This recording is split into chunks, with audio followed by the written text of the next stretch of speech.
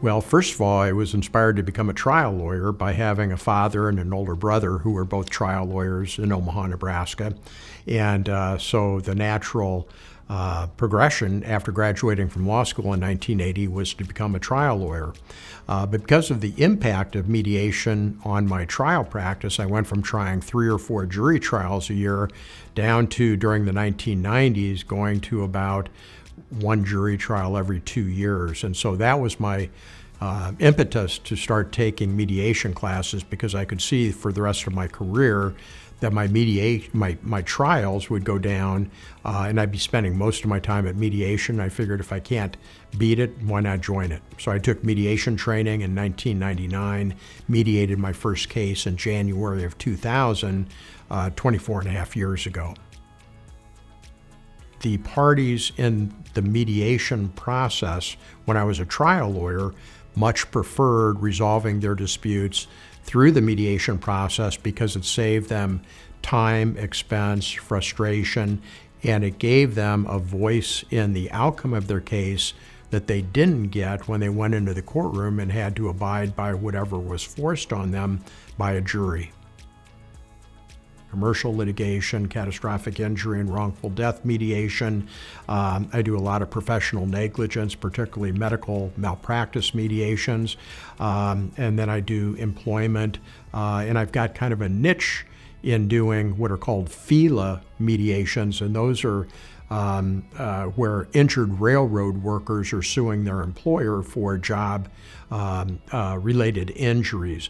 And because Omaha has a large Union Pacific presence and a nearby Burlington Northern presence, there are a lot of injured railroad workers looking to sue for compensation for on-the-job injuries.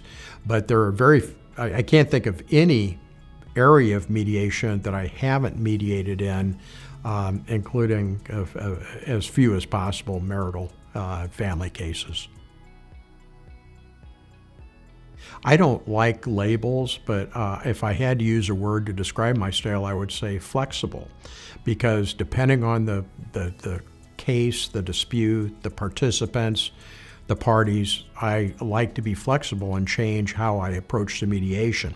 So for example, in some cases, I will do an opening joint session, which I enjoy doing and do in most of my cases. Other cases, I don't do an opening joint caucus because I think it would be disruptive to the process and trying to get the case to a settlement.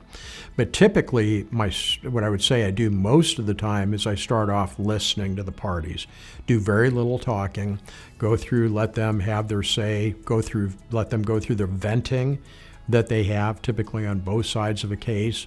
Once we get through that process, then I become more facilitative, try and explore, do the parties have the tools that they need, the information that they have, the documents that they need in order to negotiate.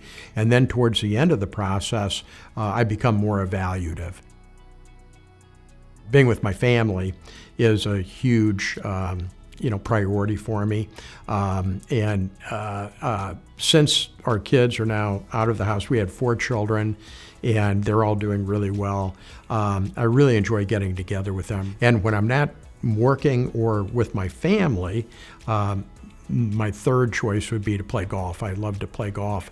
Didn't get to play a lot of golf when I was either a trial lawyer or in my early years as a mediator, but now that the kids are out of the house and I'm reaching 70 years old, I'm trying to take a little bit more time to do that as a passion in addition to the family and my work.